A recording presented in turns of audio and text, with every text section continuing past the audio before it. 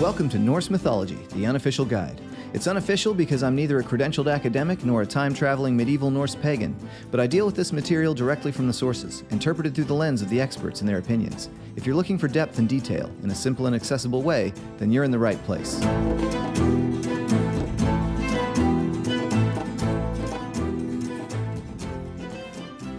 As I promised at the end of the last episode, there is much more Volsunga saga to come.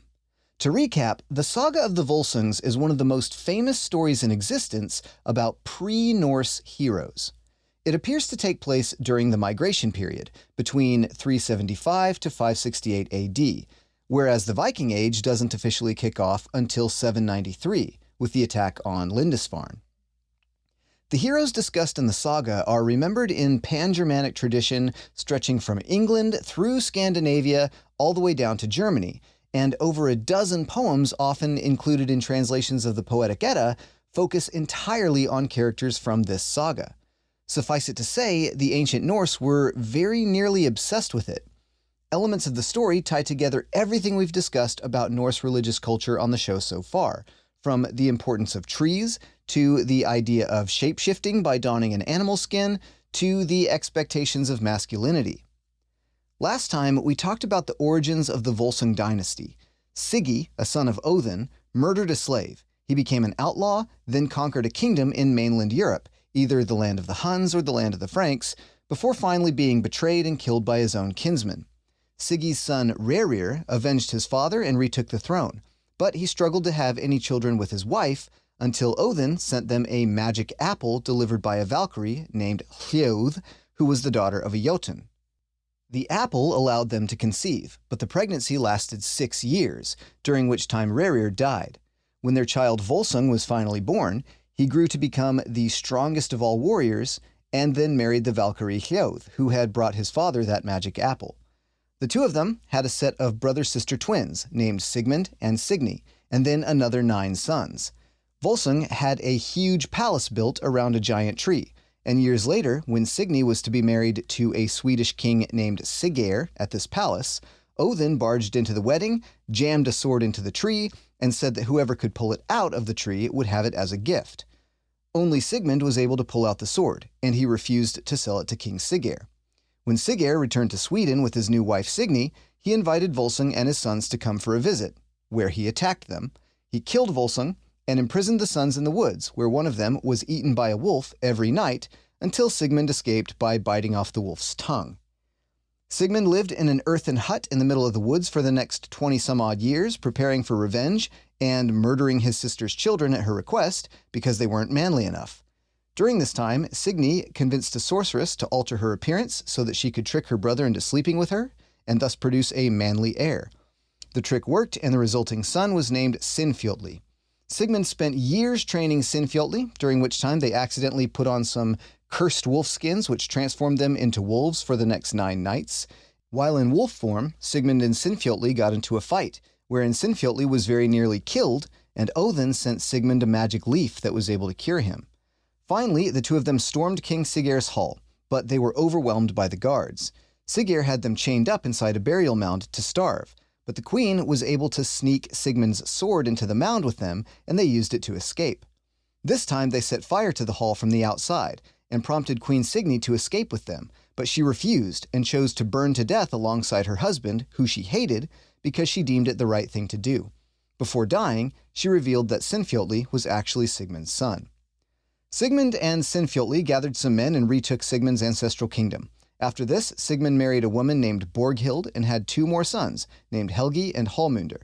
Because Helgi is Sigmund's firstborn legitimate son, he becomes the heir, but he and Sinfjotli go on to have a great relationship as half-brothers, and this is where our story begins today. It was at the start of time that the eagles shrieked, the sacred waters poured down from Himmenfell. Then Helgi, the strong-minded man, was born to Borghild in Bralund. Night fell on the estate. Then came Norns, those who shaped fate for the prince. They said the war leader should be most famous, and that he'd appear the best of princes. They plied very strongly the strand of fate, as strongholds were breaking in Bralund. They prepared the golden threads, and fastened it in the middle under the moon's hall. East and west they concealed its ends. The prince possessed all the land in between. Neri's kinswoman to the north threw one fastening. She said it would hold forever. Just one thing concerned the kinsmen of the Ylvings, and that girl who'd given birth to the dear boy. One raven said to another, he sat on a high tree lacking for food, I know something. The son of Sigmund stands in his mail coat, 1 day old. Now day has dawned. Sharp his eyes like fighters. He's the friend of wolves. We should be cheerful. I just quoted the first 6 stanzas of the first poem of Helgi Hundingsbani from Carolyne Larrington's translation of the Poetic Edda. To be fair, this episode is supposed to be about the Saga of the Volsungs, but as I mentioned before, there are over a dozen poems, the specific number depends on your translation, in the Poetic Edda about characters from the saga. So while I won't go too deep into all of these poems, I may use them to fill in some details from time to time. In this case, I love the imagery of the Norns marking out Helgi's future kingdom with threads of fate, and the ravens being happy about his birth because it means they are soon to be fed with dead bodies. According to the saga, Helgi grows up to be magnanimous and well-loved, first going to war when he is only 15 years old. At this young age, Helgi is made, quote, king over the troops, and his older half-brother Sinfjotli joins him as sort of a second in command. It's odd phrasing, but actually reflects an interesting reality of Norse society, wherein a person could sometimes become king over an army, even without being king over an actual country. According to Byock, independent military leaders like this who controlled ships were often called sea kings. Also, being well-loved, as any kind of king, has a very particular implication, which is also confirmed by the Helgi poems, and which is that he generously shares the treasure he obtains with his followers. Anyway, one day, while 15-year-old Helgi and his troops are out raiding, they encounter a powerful king named Hunding, who actually does rule over a country. Neither the saga nor the poetry tell us what country it is, but Saxo in Gesta Danorum appears to believe Hunding is a king of the Saxons. In any case, the two leaders come to battle, and Helgi's army wins, thus earning him the name Hundingsbani, the Bane of Hunding. Well, Hunding has many sons, and they demand compensation in money for the slaying of their father, which Helgi refuses. So the sons raise another army to come against Helgi, and another fierce battle ensues. Corpse-eager on the island ran Odin's hounds, is how it's described in the poetry. But Helgi prevails again, slaying Hunding's sons and winning another renowned victory. After the battle is over, Helgi heads off to the edge of a forest where he finds a group of women riding around in fancy clothes. Or, if you prefer the poetic version, a light breaks forth from heaven and a blood-drenched company of valkyries in armor appear accompanied by lightning bolts. Helgi asks the lead valkyrie her name, and she tells him her name is Sigrun, and that she is the daughter of a human king named Hogni. Well, hey, Helgi says, I've got a bunch of men with me, you've got a bunch of women with you. You guys should come on home with us and have a drink. What do you say?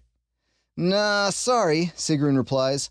Unfortunately, we have some business that prevents us from drinking with you. What's that? Oh, well, since you asked, my father has decided to marry me off to some guy named Hothbrod, the son of a king named Granmar. But Hothbrod sucks. I'll tell you what, if you and your army fight and defeat Hothbrod, you can have me as a prize. After all, there's no king with whom I would rather dwell than with you. Friggin' done. Apparently still teenage Helgi replies, I will stake my life on it. So Helgi sends out a bunch of men with valuable gifts to various leaders and starts gathering up an enormous army with a ton of men and great big ships. Helgi asks his own ship captain, Leif, if he's been able to get a full count of the army, and Leif replies that it's pretty hard to count. One of the fleets that's just arrived carries 12,000 men on its own, and the other one is like maybe 18,000 or so. And this is on top of however many men Helgi already had with him. So the army sets out in their ships and sail into a fjord called Varinsfjord, which is apparently within Granmar's kingdom. And suddenly they get hit with a violent storm. But Helgi just commands everyone to lift their sails all the higher.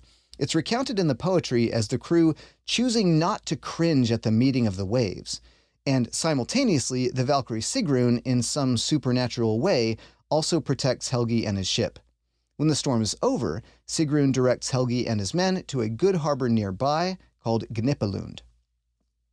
As it so happens, the inhabitants of the area have seen all this, and Hrothbrod's brother, who the poetry tells us is named Guðmundur, and who is ruler over this area, comes down to meet Helgi at the coast, along with his father, King Granmar.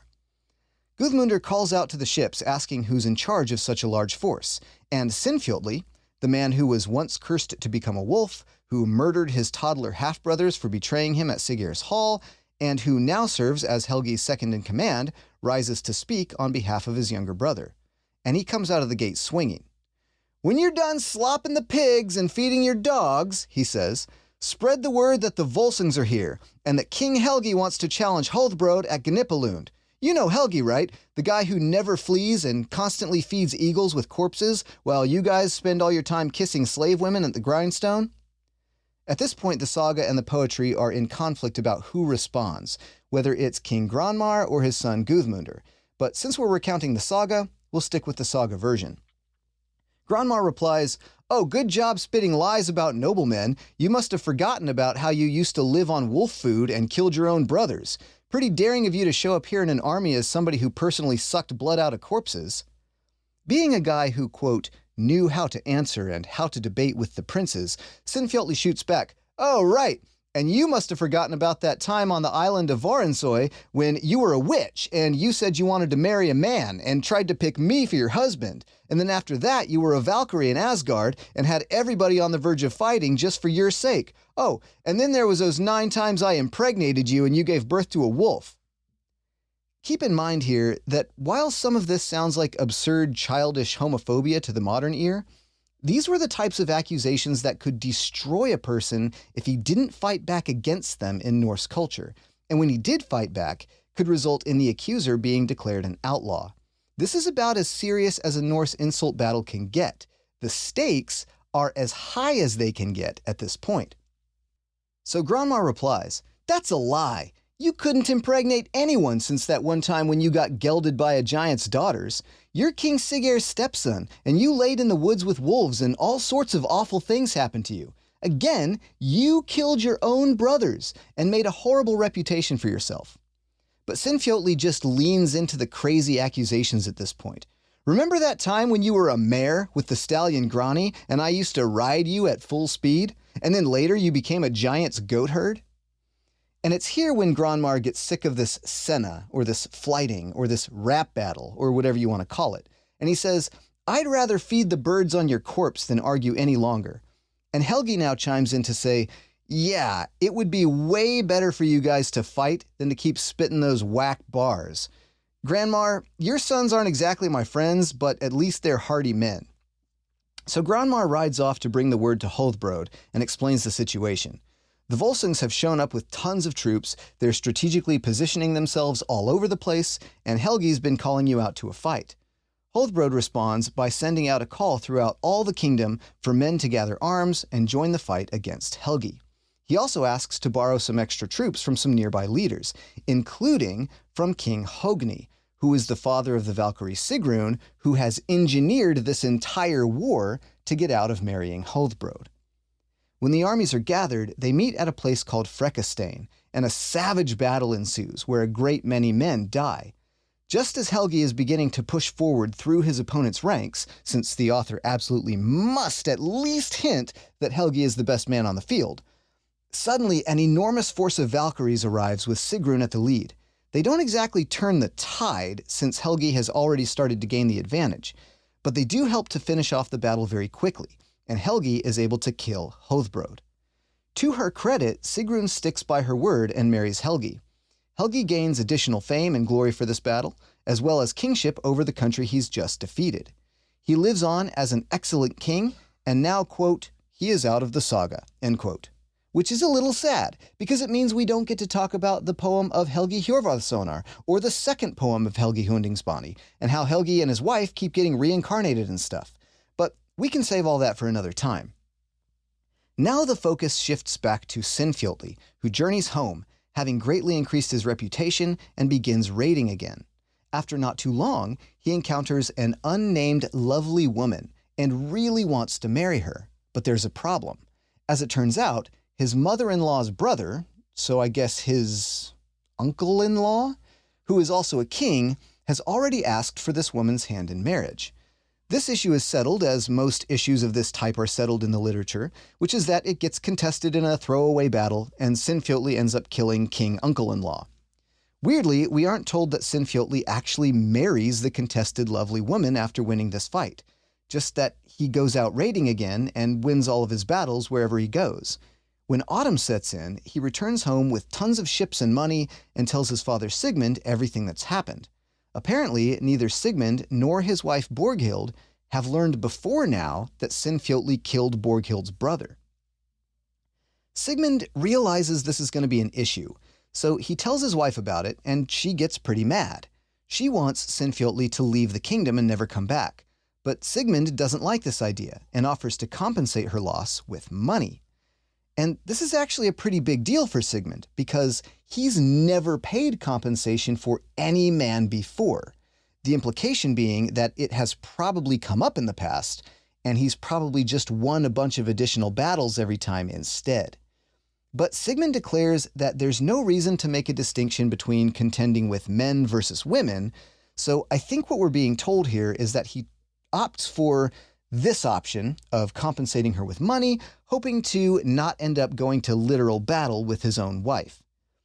Borghild sees that she's not going to get what she really wants here, so she tells her husband to just decide whatever he thinks is fitting. Outwardly. She gets Sigmund's consent to hold a big funeral feast for her brother, where there's tons to eat and lots to drink, with all the best provisions. She invites tons of important people and even decides to serve drinks personally. At one point during the party, she casually strolls up to Sinfjotli with a drinking horn and says basically, "This one's for you, stepson." Sinfjotli accepts the horn, but when he looks inside of it, he starts to suspect that something is off. Something's wrong with this one, he says, and King Sigmund, who is sitting nearby, is basically like, "Hey, if you're not going to drink it, give it to me." So he does, and Sigmund drinks it without an issue. Seeing this, the queen decides to prod Sinfjotli's manliness a little bit, and says, "Why are you letting other men drink your ale for you?" She comes back with a second drinking horn and says, "Here, drink this one," along with a few other unspecified taunts. But Sinfjotli looks in the horn again and says, "No, something's definitely wrong here. I'm pretty sure this drink is mixed with treachery." Sigmund again grabs the horn from his son and says, "Well, give it to me then," and chugs it down without a problem. Now for the third time, Borghild brings a drinking horn to Sinfjotli and really calls him out. "If you really have the heart of a Volsung, you'll drink this one," she says. "Okay, now I am absolutely sure you're poisoning my drinks," Sinfjotli replies. You may recall from the last episode that the author of the saga had randomly injected a comment that Sigmund was so tough he was immune to all poisons, but that Sinfjotli was only immune to external poisons that you can touch. So seeing Sigmund drink them without a problem doesn't actually prove they're safe for Sinfjotli to drink. "Look," Sigmund says, at this point drunk as a skunk, "if you're worried about the poison, just filter it through your mustache." And at this point, Sinfjotli's masculinity has severely been challenged, and he even has his father pressuring him to drink from the horn, so he does, and dies immediately. When he sees this, Sigmund is shocked. He rises from his seat with great sorrow and grief so powerful it almost kills him outright as well. He lifts up Sinfjotli's body in his arms and carries him out into the woods, walking and walking and walking until he finally reaches a fjord. There, down by the water, he finds a man with a small boat. The man asks if Sigmund would like passage across the fjord, and Sigmund says yes. But the boat is pretty small and can't hold 3 people all at once, so the boatman offers to take Sinfjotli's body across the water first. Sigmund agrees and starts pacing around on the banks of the fjord, while the boatman sets off into the water with Sinfjotli's body. Suddenly the boatman vanishes, along with the boat and the body, right before Sigmund's very eyes. And you and I, the audience of this story, are meant to understand that this is because the boatman was Odin in disguise and wanted to claim Sinfjotli for himself. This is another one of those interesting little moments in Norse mythology where a character dies outside of battle, but still ends up in Valhöll with Odin. If you'll recall from the last episode, Sinfjotli's great-grandfather Wherein also died of sickness, but still had the intent of going to Valhöll. But at this point, Sigmund starts coming back to his senses. He returns home in a rage and drives Borghild out. The last we hear of her is that she dies a short time later. Sigmund continues to rule over his kingdom and continues to be thought of as the greatest champion and king of ancient times. But he's wifeless again. Now the story introduces us to another powerful and famous king named Oilimi, who has a daughter named Hjordis, who the saga calls the fairest and wisest of all women. And when King Sigmund hears there's a noble girl out there who is both the fairest and wisest of all women, he decides nobody else could be a match for him, so he sets his mind on making a journey to visit King Oilimi, who in turn is ready to prepare a feast in preparation for receiving Sigmund, on the condition that Sigmund does not come with the intention of fighting. The two kings exchange messages confirming that the purpose of the visit is friendship and not war, and Sigmund sets out on the journey. When Sigmund arrives at the feast, he finds that a third king has also decided to pay a visit to Oilimi's hall at the same time, King Lyngvi, the son of King Hunding, presumably that same Hunding that was slain by Sigmund's son Helgi. And why do you suppose King Lyngvi is here too? Why, it's because he wants to marry Oilimi's daughter Hjordis as well. And so Oilimi finds himself in a bit of a bind, entertaining two potential matches for his daughter simultaneously. He starts to expect there may be trouble. So Oilimi approaches his daughter and tells her, "You're a wise woman, so I think you should choose your own husband. Between these two guys, of course. Take a look at these two guys and pick one, and I'll back up whichever one you decide to pick." Hjordis replies, "It's a tough call, but I suppose I should choose the most famous king, which would be Sigmund, even though he is getting pretty old." So by Hjordis' own decision, she is married to Sigmund, and Lyngvi leaves the party. And every day that wedding party rocks harder and harder until finally the feasting time is over and Sigmund returns back to his home, which the story again calls Hunland, strangely bringing not only his new wife along for the ride, but his new father-in-law as well, and sets out tending to his kingdom. It's a strangely worded passage and might be intended to convey the idea that Sigmund has actually also taken over ruling King Oilimi's kingdom alongside his own. But as we should have come to expect by now, King Lyngvi, who didn't get to marry Hjordis, is super mad about it. The story explains that he and his brothers had always received the short end of the stick in their previous dealings with the Volsung family, and this last event was just the straw that broke the camel's back for them. So now they decide they're going to take out Sigmund once and for all, and so they boldly march their army right into Hunland and send a challenge to Sigmund, who they know would never try to run away from such a thing. Sigmund agrees to come to battle, but first he sends Hjordis, together with a slave woman, and all of his money out into a forest to hide while the fighting ensues. As all battles in this saga go, this one is another fierce one, but it's described in a lot of detail. King Lyngvi's army are described as Vikings who leap from their ships looking like an unconquerable force. Sigmund is joined on the field by his father-in-law, and trumpets are blown. Sigmund personally sounds his own horn, one that was owned by his father, and charges his men forward. King Lyngvi's force is larger, but Sigmund, though he is old by now, fights hard at the front of his men, driving through shield and mail like it's no problem at all. He goes through his enemy's ranks over and over again, and even though many a spear and arrow fly in his direction, his spådisir, his prophetic female guardian spirits, possibly valkyries or norns or something else like that, protect him so well that he remains unscathed, and nobody can predict how this battle is going to end. As the battle continues to rage on, a certain man comes into the fight, wearing a wide-brimmed hat that slopes over his face and wearing a black hooded cloak. The man has only one eye, and he raises a spear in front of him as he makes his way toward King Sigmund. When Sigmund sees the man approach, he strikes hard against the spear with his sword, the same sword he pulled from the trunk of the tree Barnstalker so many years ago. But as it connects with the spear, it breaks in two. And at this point, the tide of battle begins to turn. Sigmund's luck is gone. He continues to bravely direct his men onward, but now has no protection of his own. And as they say, Egi mol vid morgnum, one is not able against many. Odin, who once set all of Sigmund's career in motion, has now harvested him for Valhöll. Both Sigmund and his father-in-law Oilimi fall in the battle, and so does the larger part of their troops. King Lyngvi advances toward the royal estate, intent on seizing Hjordis and all of Sigmund's wealth. But when he gets there, he finds neither. A little perturbed by this, he travels around the country, leaving his own men stationed everywhere he goes, but he doesn't find Hjordis or the money, and believes he has now killed all of the surviving Volsung family members and has nobody left to worry about. It's a shame we were told earlier that Helgi is now out of the saga and we're forced to forget all about him. Otherwise, he might have been able to do something about all of this. Anyway, the night after the great battle, Hjordis goes out among the slain warriors on the field and finds Sigmund lying on the ground, not quite dead, but very nearly so. He appears to be so close to death that he has gained a little bit of supernatural insight. She asks him if his wounds can be healed, and he answers her, "Many a man lives where there is little hope, but my luck has forsaken me, so that I do not want to let myself be healed. Odin does not want me to wield the sword since it is now broken. I have fought battles while it pleased him." Hjordis replies, "I would lack nothing if you were healed and took revenge for my father." But Sigmund explains that this task has been reserved for someone else.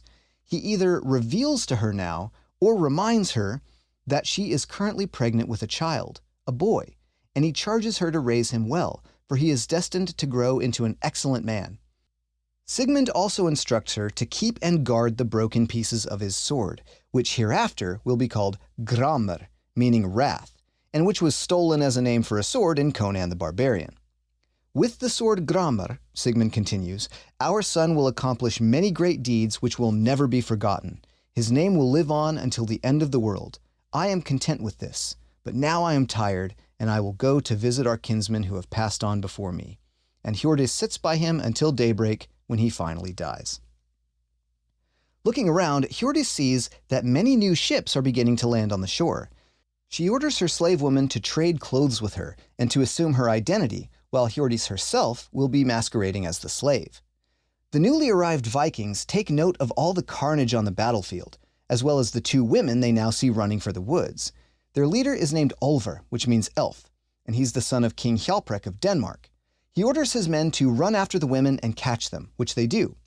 He asks about what happened here, and the slave woman answers, explaining the whole situation, how Kings Sigmund and Oilemi had fallen here, and how King Lingvi was the cause of all of it.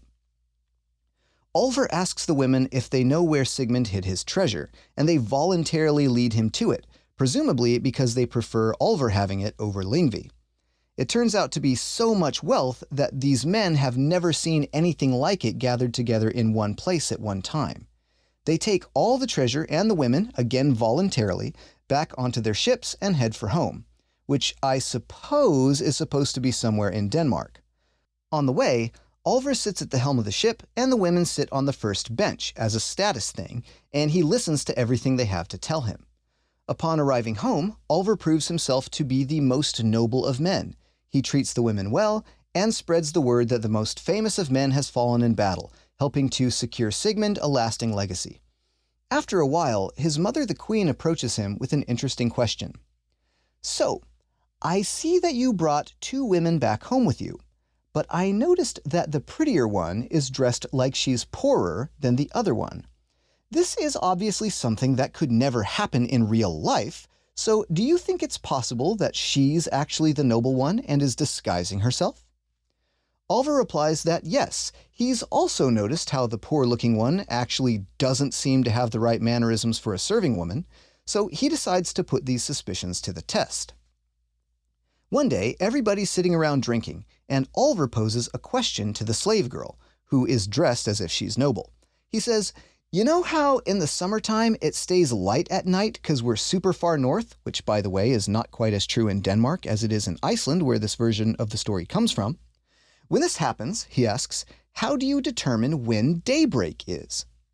The girl answers, "Well, when I was a child, I used to drink a lot right before dawn, and when I stopped doing that, I would still wake up at the same time." "That's a pretty weird habit for a king's daughter," Olver replies, and then turns the same question on Hjordis, who is pretending to be the slave girl. She answers that her father once gave her a small golden ring with a special characteristic that it would always become cold on her finger just before daybreak. "Kinda weird for a slave girl to be wearing gold rings," Olver replies.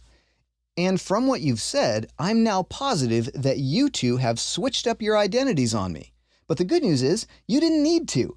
If you'd told me you were both daughters of the same king, I would have believed you and treated you both equally well. But now that I know the truth, I can finally start treating you the way you deserve. Once you have that baby, I'm going to marry you and even pay you a dowry." At this, Hjördis admits the truth, stops pretending to be a slave, takes on a position of high and worthy status as Ulfr's fiancé, and is warmly admitted into the family after the baby is born. That baby, by the way, is named Sigurður, and one day he will come to be known as Dragon Slayer. To me, there are some really fun themes in this part of the story. For one, we get the idea of Odin propping up a powerful warrior only to cut him down in the heat of battle. We also get a second character dying outside of battle and still making it to Valhöll. And as a fun factoid, I may have mentioned before that even though it isn't explicitly stated in the saga, the poem Eriksmål does confirm the idea that both Sigmund and Sinfjotli have ended up in Valhöll. We also get a real-life insult battle here, reminiscent of the structure of the poem Lokasenna, and we get a glimpse into the machinations of a brilliant human Valkyrie who gets herself out of an unwanted betrothal while fulfilling her duties as a Valkyrie in epic fashion at the same time. Most importantly, we get an end to the story of Sigmund, the greatest king who ever lived, and a transition into the birth of the most famous Norse hero of all time. Hopefully by now I've got you itching for a part 3. If so, fear not. There is more Volsunga Saga to come on Norse Mythology, the Unofficial Guide. Sources for this episode include The Saga of the Volsungs, translated by Jesse Byock, 2004, supplemented by some of my own translations from the source text. The Poetic Edda, translated by Carolyne Larrington, 2014, and the Prose Edda, translated by Anthony Faulkes, 1995.